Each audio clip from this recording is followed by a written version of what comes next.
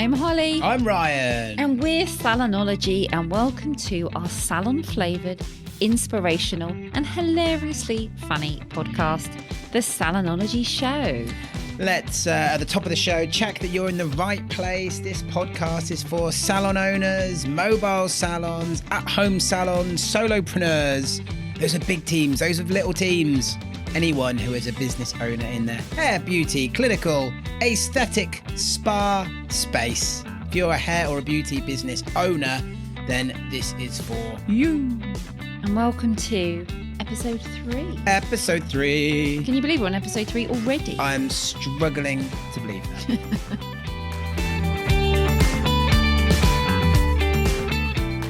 How awesome was episode 2? Can we just touch on this? Because we had Pamela Laird on with us. Mm-hmm. Now, Pamela was on Dragon's Den. She was on The Apprentice. She's like a beauty industry boss.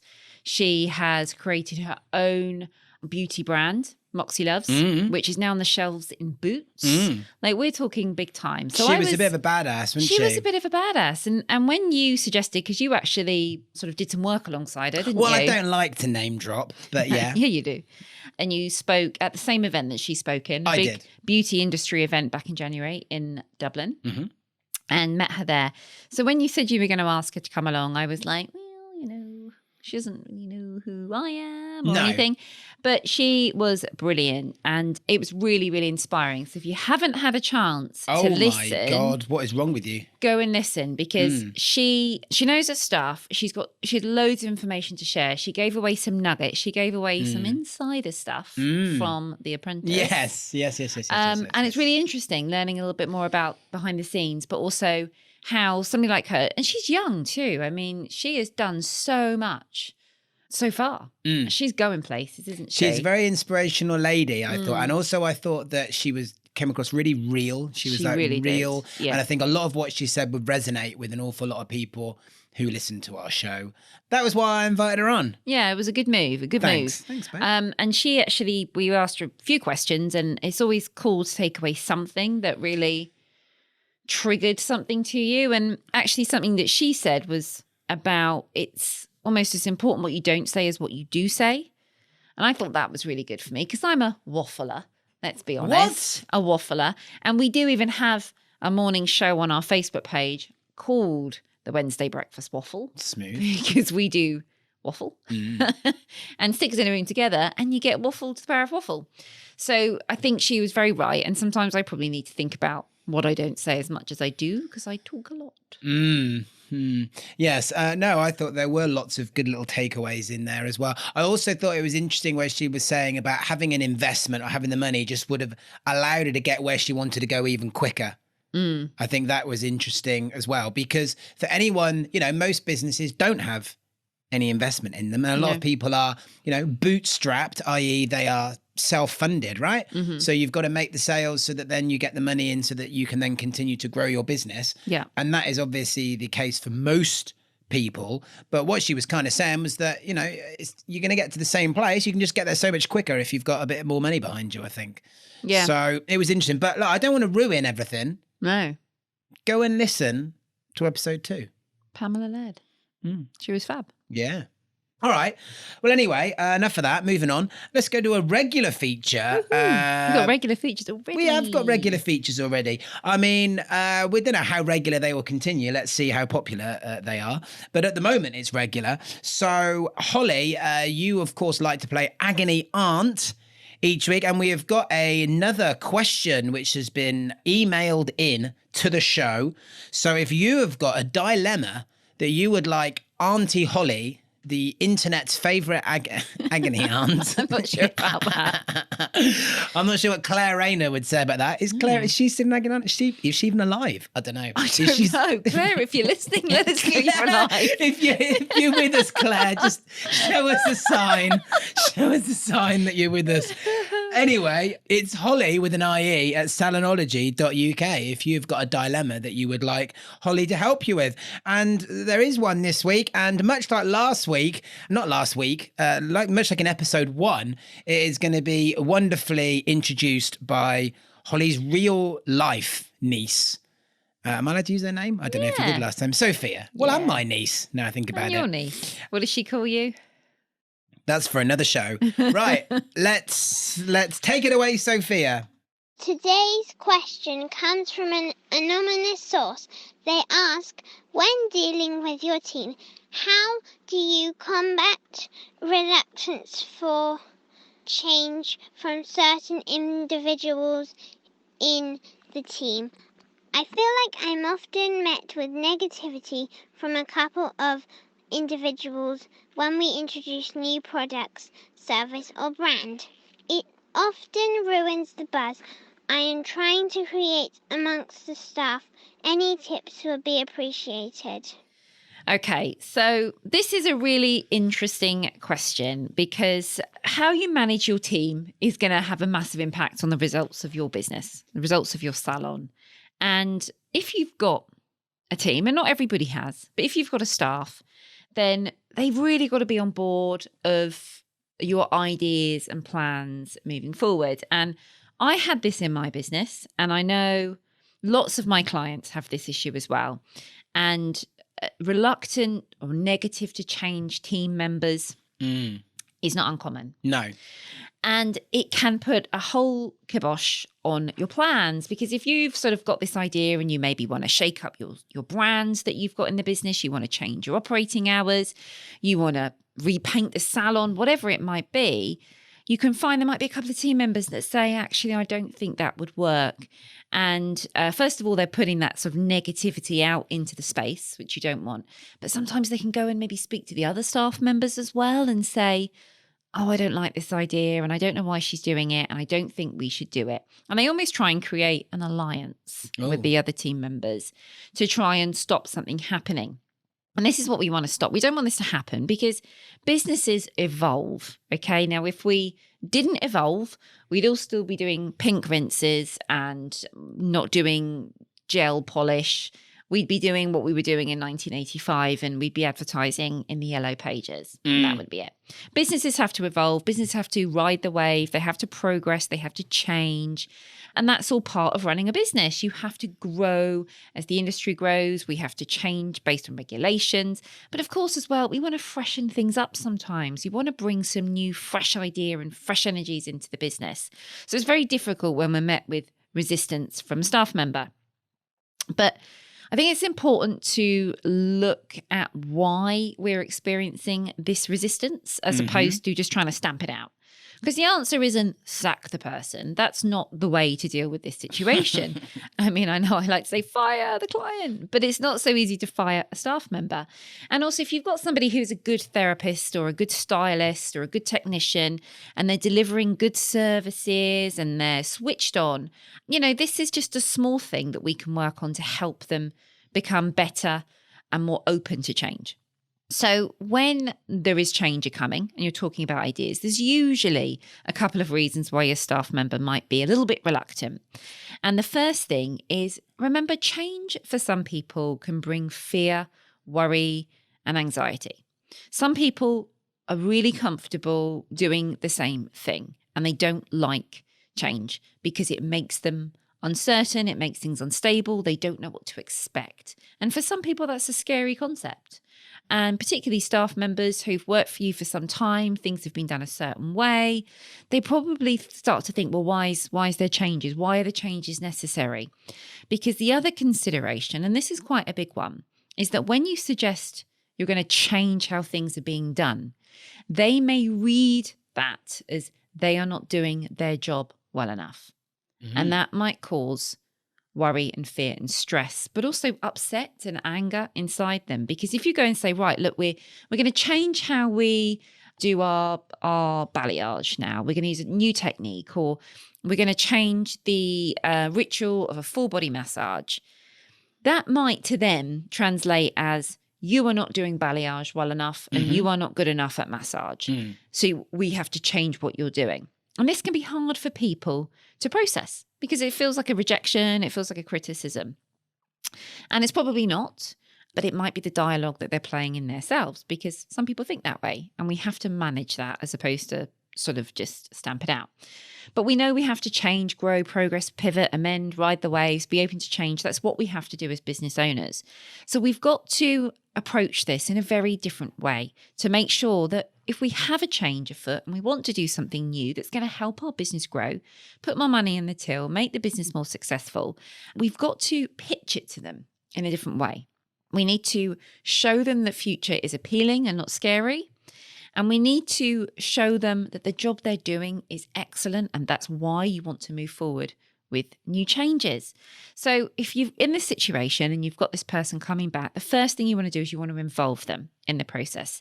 If you're thinking about bringing a new brand in because you're not happy, then explain the process to them. Explain the difficulties you're having with the brand, explain your constraints with the brand, and explain what potential opportunities would be ahead for them if you brought a different brand in. Ask them their opinion. Ask them what sort of thing they'd like to see with the new brand that you bring in. So get them involved in the process. Now, one thing I always found really, really useful when I was dealt with any kind of, negativity or blocks from staff was to paint a picture, because how an employee or a staff member looks at a business is very different to how you see your business. Now, you see your business as, your future, your opportunity, your baby, your investment. It's what you work incredibly hard at. It's your heart and soul poured into it. Now, remember, it's not necessarily their heart and soul poured into it. So when they come along and they work for you and they're doing this and they feel they're doing a good job and you say, well, actually, we need to change this, and their initial reaction is, I'm doing something wrong. If you explain to them the reason that you're going to change it, for instance, I've been working with this supplier, they're not delivering on time, they're not looking after us as clients, they're not respecting us, they're not giving us the opportunity to grow, and the costs aren't there, and it's so expensive for us to run this brand that it makes it more difficult for me to give you more training, to increase your wages, to give you better commissions. So if you start painting a picture from the business perspective and explain to the challenges that you're having that these changes would solve, it will make them much more keen to get on board. And if you break the process down to them, explain how this is going to benefit them, if we move forward with this is going to allow you to do this. It's going to give you the opportunity to train in this. And I want you to do that. I want you to grow in the business because you're such an amazing therapist. You're such a brilliant stylist that with this additional training or with this additional brand or with these additional hours, we can improve what we're offering as a team. And that gives me the scope to give you more. So get them excited, get them on board. And the most important thing is to reassure them. To reassure them these changes are going to be good and beneficial for them as part of your team.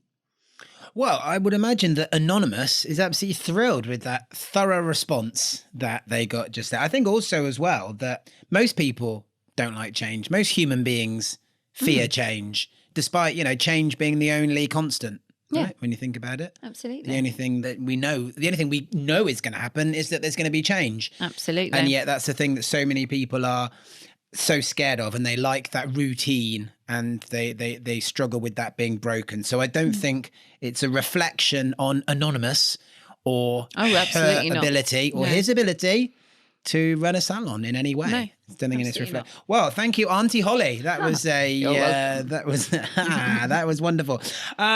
Look, the main topic that we wanted to talk about today, which I'm just going to crash straight into, is about charging their worth. People charging their worth. Because, we get this all the time, right? People talking about this all the time in our group, which is called Salonology Superstars, by the way. Pop it into the search bar in Facebook and you will find it. Come and find us and hang out with us. That was a bit creepy. It was a bit creepy. Come sure. And find us and hang out with us. Yes, there we go. That's a bit more normal.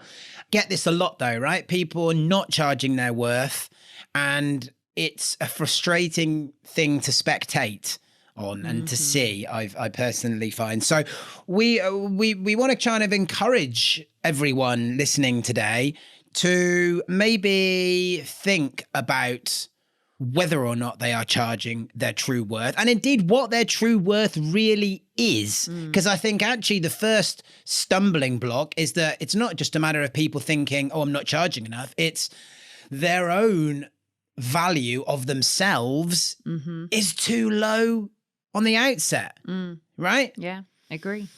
So let's try and encourage people, first of all, to maybe raise their own level of confidence and worth a little bit. Yeah, definitely. Because particularly for people who work on their own, I think, and maybe they've been told that by others that that there's a limit on what they are worth, or a ceiling to what they can earn, possibly. They wouldn't have been told any of those things by us, that's for sure. But maybe there's something going on in the background, and maybe it's a bit of an industry thing. Yeah, I definitely think it is. And I think what is forgotten so much of the time by so many people we see in our community is to go into this business, to go into this industry, you can't just open a salon and deliver treatments without qualifications. I know I opened a salon without qualifications myself, but of course I wasn't delivering the treatments. I had to employ people to do that from the offset. But you have to go through a certain level of training. You have to gain a certain level of knowledge. And, I have since qualified myself, and, it is a challenging subject because you're not just learning how to paint a set of nails. You're learning people's bodies. You're learning the makeup of bodies. You're learning bones and muscles and skin and hair and how we are created and everything and what bit connects to what bit. And it's an involved subject. And people go through, some people train for years, depending on what area you go into. But some people train for years to go into the industry. And they, some people are medically trained that are in our industry. A lot of people who do injectables and stuff as well. Well, what other industry where would you train for years and years and years and then charge for your services potentially as little as, 20 quid for a set of nails? Exactly. And this is the thing, you could open a lot of businesses that you don't require qualifications for. And I know there's a big argument about the regulations in the industry at the moment. Maybe that's a whole subject. That's one for a future episode, I think. That is. But, we self-regulate in this industry, and majority of people that are in our community, I would say, are people that hold those regulations extremely high. And they deliver a very high level of service and they deliver a very high level of treatment, but they don't charge a high level price. And I find that crazy because they respect themselves and their clients enough to want to follow a high level of hygiene, excellent products, excellent delivery, and yet they don't put the price tag on it. And I think that's really crazy. And that would be a bit like, Louis Vuitton saying, well, do you know what? I'm going to make these really, really expensive handbags and really, really expensive shoes and, our French factory or wherever they make it. I doubt it's in France. Probably not in France, but yeah, actually, I don't think anybody's going to pay any money for them, so I'll sell them for 20 quid in Aldi.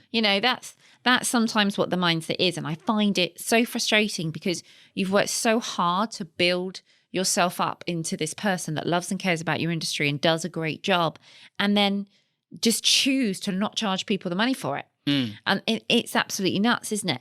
And the thing is, it's a two-way street. So when somebody's got a salon and your clients are coming in, they're obviously looking at you at a certain level as well. So they're looking at who you are and they're looking at what you're charging them.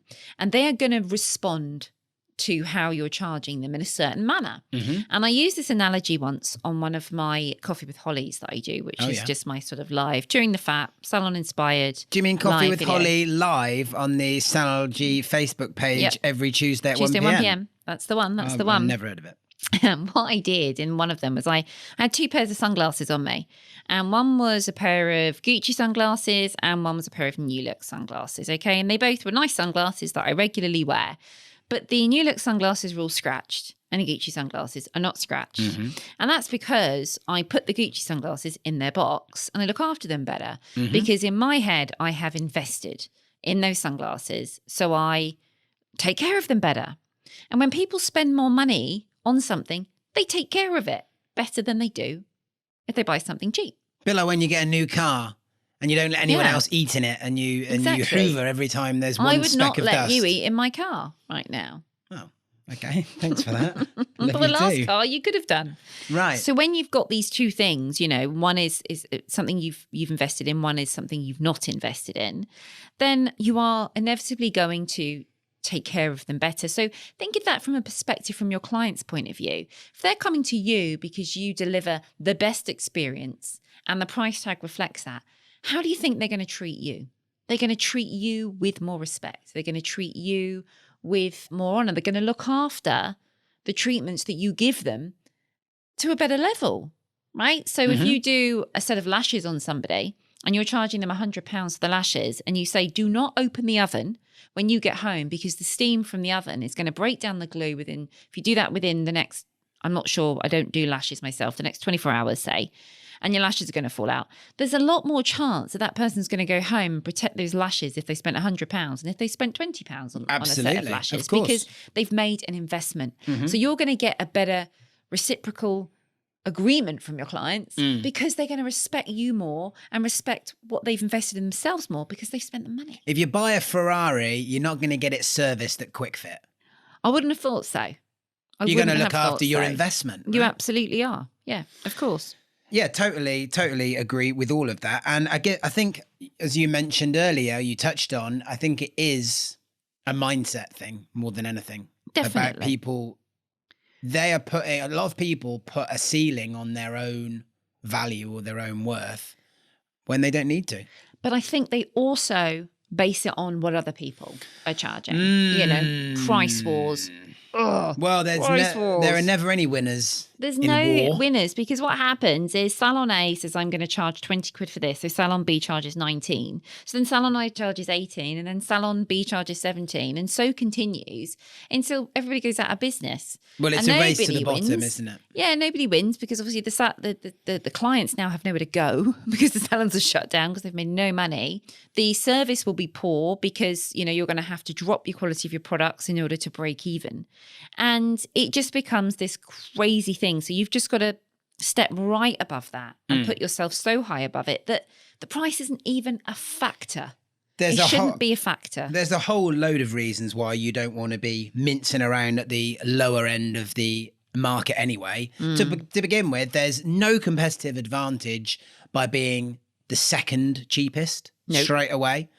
So, and you get this tendency where a lot of people, and we're going to be talking about pricing a bit later on, by the way, but before we get there is this tendency where people look at what other people are charging and they just go, oh, a little bit more, a little bit less. And that's kind of how they often work it out.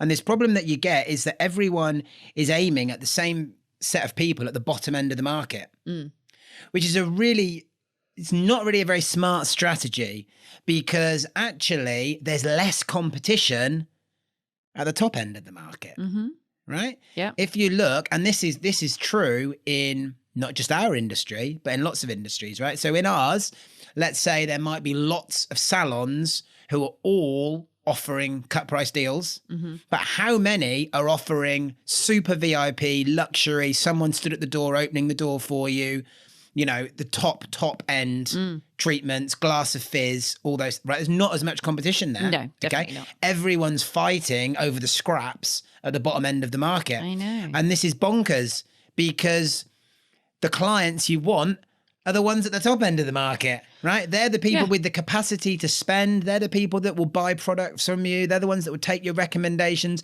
They're the ones that can have all day Tuesday off to be pampered, right? The ladies who lunch set, let's call them.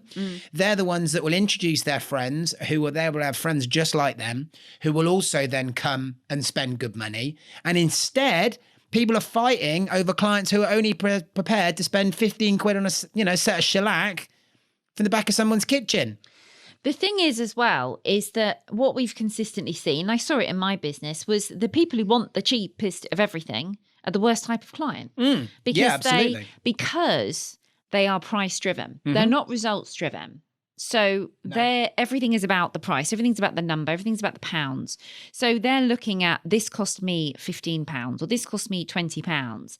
Whereas the person at the top of the tree is going, look at my wonderful lashes, look at my wonderful nails. And they are looking at the result. They are not looking at the price. And that's the difference in how the people see what you're giving them. Well, and also something else tapping into that as well. There are a certain type of people who want to be seen paying the highest price for things because they have something else going on. How else would you explain a £200,000 handbag? A £200,000 handbag? Wow. Don't think I've ever... Diamond studded. They exist, definitely. I guess they probably made do. A crocodile or something equally Did you unethical. know there is a £1.4 million bottle of champagne you can buy? Well, there you go. Yeah. So why are you surprised? I do not have that bottle. If I will anyone add. wants to send us one of those, But, then we'll send you my we'll address sample it. We'll and, sample it yeah. for sure. Yeah. But also the other thing that goes with that as well is this misconception that everyone wants the cheapest of everything, right? Oh, well, my clients, no, they won't pay more than that. They want it cheap. They want it cheap. Most people don't shop on price. Nope. Everyone says, oh, no, they do. Everyone wants the cheapest of everything. It's just not true. Just look around. Otherwise, we'd all be wearing charity shop clothes. Yeah. We'd all be in 6p noodles from Netto for every single meal if we just wanted everything as cheap as possible, right? I've drank cheap wine. I don't like it. No. Right? I don't want cheap, rubbishy food. I don't want the worst of everything. Otherwise, no one would buy a new car. No one would have a car. They'd be on a bike or walking, right? Or on the bus. On the bus. Yeah. So it's a ridiculous concept to suggest that everyone wants the cheapest of everything. They don't. And also as well, for when people then say, oh, okay, well, they can't afford that.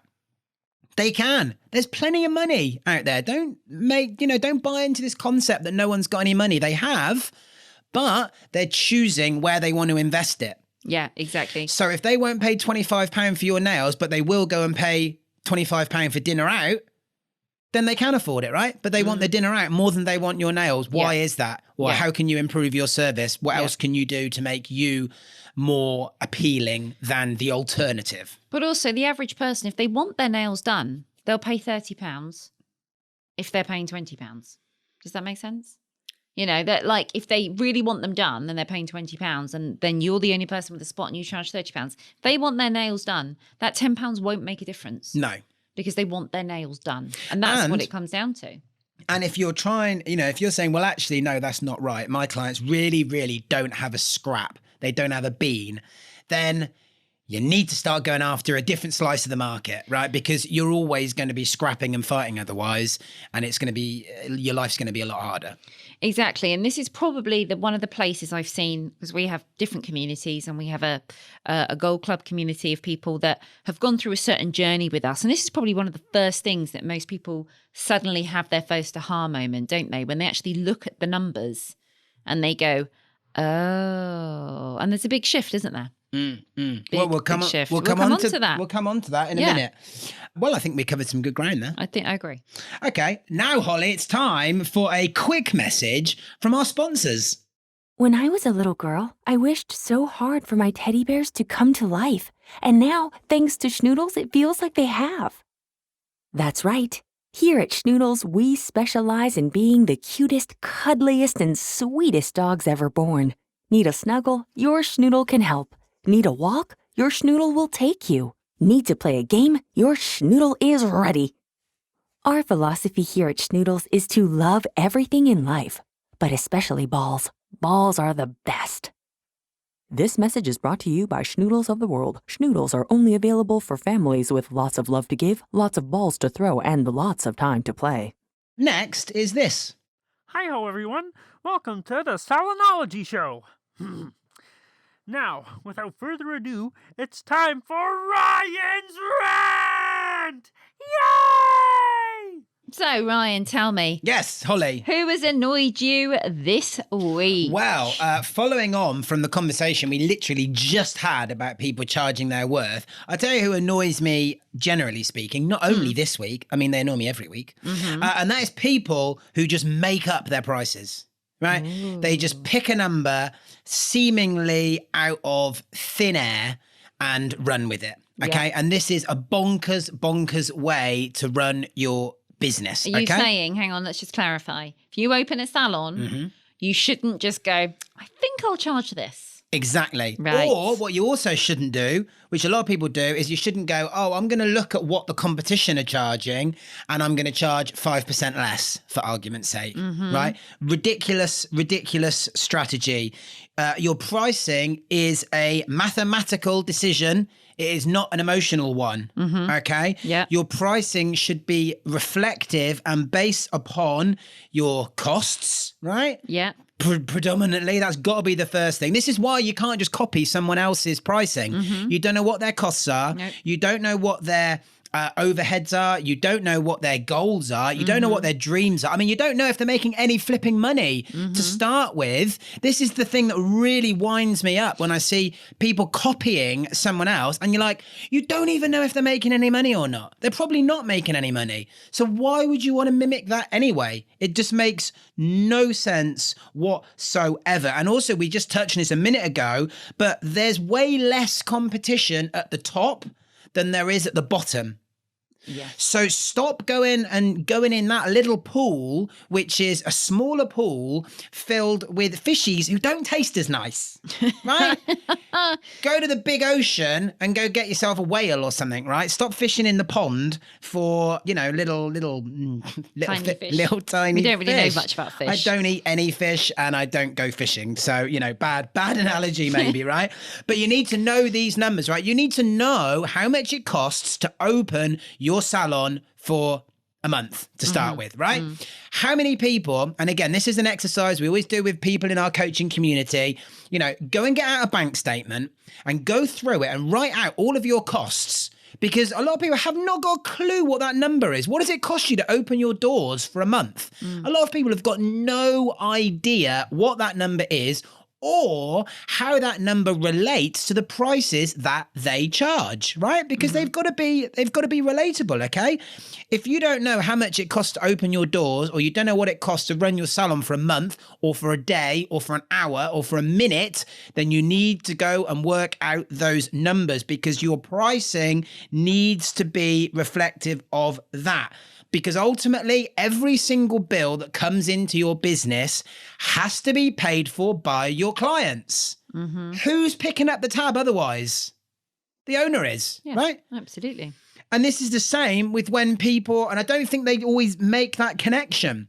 The same as when you do a discount, right? If you do 10% off something, then that 10% is coming straight out of your profit, because all the costs are the same. And again, I don't think people realize, if you're effectively saying, if that's a £10 off, well, would you just give that client £10 out of your purse? Probably not. No. But that's what you're doing when you're making that discount. So that is what's riled me this week, quite frankly.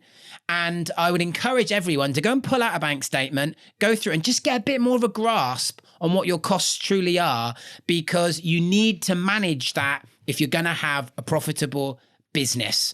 And don't think that money coming into your till is profit, because it isn't. All those costs, your broadband, your insurance, your staffing costs, your rent, all of that has got to be paid for out of what you charge your clients. Ryan, on a scale of 1 to 10, yes, how important would you say this was? I would say this is it's right up there, isn't it? It's a 10. It's so important because you've got people who are running their businesses at a loss, and every treatment that they're doing, they're delivering it at a loss. Yeah. And they're just trying to get busier and busier and busier. And they think, oh, well, yeah, but if I just fill my diary, then all of a sudden I'm going to make a load of money. And you're not, if you don't understand your numbers, right? You're just going to be a busy fool. Well, that was a rant indeed, wasn't it? I'm annoyed. Yeah, he is annoyed. He's worked up. I can see it on his face. So to calm everything down and to finish off today, I think we should have some questions from our Salonology tribe. Oh, that sounds like fun. So we have what we love to call our Salonology tribe. And that's hopefully you guys. And if you're not in our tribe yet, we'd love you to come and join on our Facebook group, which is Salonology Superstars. And this is the people in our community. And, you know, we're not like a normal business community. We're kind of all buddies, and everybody knows a little bit about us. And we know lots about lots of our clients. And it's a really cool, fun place to come and hang out if you're in the industry. And we put this out to just a small percentage of our clients, didn't we? Yes. Saying, we just love to hear some questions you'd love to know from us. Yes. And they bombarded us. We literally had a tsunami of questions to run through. So we've just picked a couple out for today, and we're going to chuck them in every week, but we'd love to hear more from you guys too. So you can always email us or post in the group. You can email me on Holly, that's Holly with an IE, at salonology.uk. And we love to hear your questions, because we want this to be interactive and interesting for you guys to listen to. If there's something you're dying to know, we're dying to share. I think we'll maybe start a thread in the group would probably be sensible. That's a good idea. Everyone can ask their questions in the Yep. same spot, and we'll just like choose a couple that we like, or maybe that are relevant to what we're talking about on that episode, or, you know, any other reasons that I don't want to disclose right now. Okay. Well, I'm going to hit you with the first question. Oh, go on then. This is from one of our girls, Shell Dugan. Oh, well, yes. And I know we Shell know well. Shell, and she is a fabulous part of our community. She's in one of our membership groups as well. We're also geographically very close to Shell, aren't we? So We are. We do know her quite well. She's great fun. And she asks you, Ryan, why did you decide to become a salon coach? Well, Holly, and well, Shell, and well, everyone else. That rhymes. I know it did, yeah. Well, look, I didn't really ever decide to be a salon coach, and I don't really particularly like the term salon coach either. What I did decide that I wanted to do more of was I decided that I wanted to share my, let's call it, knowledge and experiences in the marketing world. And I also wanted to be a speaker. I wanted to get on a stage and do lots of talking, because that's actually what I enjoy, talking, would you believe? And if I'd someone have never guessed. And if someone wanted to pay me to do that, then all the better, right? However, because of our circumstances and the fact that whilst I was making this transition, we owned a salon, it kind of made sense for us to position ourselves in a way that we could help other salon owners, right? Because we knew at this point that what we were doing in our salon was working. It was going really well. It was super successful. And it was obvious to us, I think, that we knew that other people would benefit from our experiences. So that was how it kind of came about. I didn't wake up one morning and say, I need to coach salon owners. That was just kind of how it came about, really. Awesome. Thanks for that, Ryan. Well, thanks for the question, Shell. All right, well, we've got a question for you as well. This is from Charlotte Sims, also a member of our community, and she has been for years as well. She's been around for years, and she asked, again, spa related, if you had your time again with your spa, what was the biggest change you would make with how you did things? So if you hadn't sold it, what would you have done? Well, I think she's saying if I had it from the beginning again, because I had your time again with the spa, what's the biggest change you would make with how you did things? And it's quite a loaded question, really, because there's probably lots of stuff I would have done differently. But what I realise now looking back is that it took me probably 4 or 5 years to get in the rhythm of actually growing the business and understanding the importance of marketing. Because what I did was I opened the doors and I put all the money into it, and I expected there to be a queue outside. And of course there wasn't. So what I would do now, and actually I have a very good friend who's just qualifying, and I'm going to help her get set up. What I would teach her is to build the foundations of the business first. Right. And that it's not just chuck a Facebook page up and chuck a crappy website up. It's about building those deep foundations to help build a list, build an audience before you've even opened. So you've got clients from day one. And I'd have prepared myself better. Of course, I didn't have that knowledge then. This isn't what we did as a job. And it took me a couple of years to work out, hang on a minute, if you get the marketing right, it's like a tap that you can turn on when you need more clients to come in. And that's what we got to the point of doing, which was brilliant. But I'm actually quite pleased with the results I had in my business. It sold for a nice sum of money. But, you know, there's always little tweaks I would have made. I'd have probably brought more brands in. I probably would have bought higher ticket item treatments in earlier. Sooner, yeah. Because it took me time before we started to invest in that as well. But I would have just been a little bit more on it with building the foundations, getting those basic things in place. Because what you find otherwise, you're playing catch up. And it's much easier to do all that at the beginning to get your SEO right, to get your Google My Business on point, to get your Facebook page strong. They're the things that you need to do first before you've even opened your doors. So that's what I would do differently. That's your biggest change you would make, That's the biggest change I would make, because I think that would have solidified the business more from the beginning. Okay. Yeah.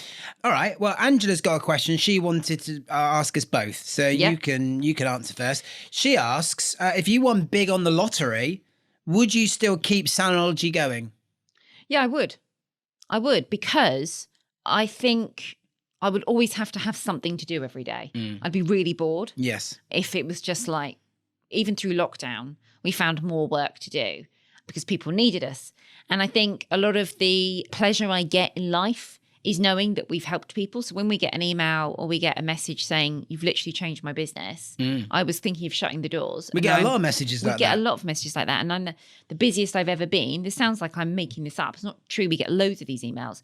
And that is kind of what underpins what we do. And that would still exist whether we'd won the lottery or not. Do you know what I mean? I do know what you mean. So maybe I would do it without charging anybody, or maybe everything that I earn would go to charity or something. Would you? That's very charitable. I know. Or I would, pick out certain elements of the role and just keep forth doing those. But I would certainly keep doing it. What about you? Well, you'd be doing it alone. You'd be gum. Not really. No, Oh. I would definitely keep going. I would charge people because otherwise they're not going to. You can't not charge people because then they don't commit. and That's true. they don't follow through with Yeah. stuff. So I would still keep Salonology going, definitely, because as you've said, it's a really nice feeling when you actually make a real positive impact in people's lives. But what I would change is that I would only do the things that I really like doing. Yeah. So I would only be doing things like this. I would be doing the videos. I would be doing our events. And I probably wouldn't do much day to day in You wouldn't between do the those admin? things. Definitely wouldn't do any of the admin, no, which I don't do much of at the moment, thankfully. But I also wouldn't do lots of the other bits, the bits that have to be done by someone to make a business run, Yeah. right? Yeah. So I wouldn't do any of that. No. And I think that we would probably do more. There's lots of other cool things that we could do more of for our community if, as you say, we didn't have to take a wage from the business. Yes. You could pour a lot back into, to giving better value, I guess, to the clients. Yeah. But also the other reason why I think I would have to continue doing it is because much like you, I would be incredibly bored and possibly alcoholic Oh, God, you'd be a nightmare. if I didn't have a job to go to. High energy. As I've often shared, sometimes literally Ryan will tap me on the shoulder at 6 a.m. as I'm waking up and go, I've had this wonderful idea about business. I think we should do this and this and this and this. So he's on from the moment he wakes up. I think everyone's like that. Yeah. No, they're not. Oh. So Well, how many other people are you waking up with at 6 a.m? my dog, and he's not like that. Yes, he is. I've seen him. No, he's all snuggly and sleepy. Anyway, thank you for those questions, Angela, Charlotte, and Shell. Yeah, thanks, If you've girls. got questions, please, we'll pop them in the group, or you can email them to me again, Holly, HOLLIE at salonology.uk. And that's a wrap for episode 3 Say of what? the Salonology Show. Told you I'd sing it. Yeah, don't Please sing, babe. subscribe to our podcast. Please share it with your friends. Please use the hashtags, #Salonology Show and #Salonology Tribe, and let us know how you feel about it. And we'll be back for episode 4 in 2 weeks' time with another very special guest. Yes, please make sure you go and subscribe, right? Go and subscribe. Whatever you're listening to this on, whatever your preferred player is, make sure you subscribe. Make sure you also, as well, you've downloaded the other episodes. There's 3 now up there. I thoroughly recommend that you download all of them because I think you're going to enjoy them. Yeah, they're good. All right. Well, in that case, I think that's a wrap, and Yeah. we will look forward to. We'll be back next time. We'll interview. We got an Yeah, interview we again. got an Are we going to interview, say yeah. who it's with? Are we going to say? No. I don't know. I think we should keep it as a surprise. It's a good one. It's a good one. Yeah. It's a good one. It's someone that has been part of our world previously and had an amazing response to. So there's a clue for you. Yeah. And we're going to be looking forward to bringing them on at episode 4, and we will see you there. And we hope you have a wonderful, wonderful day. We'll see you then.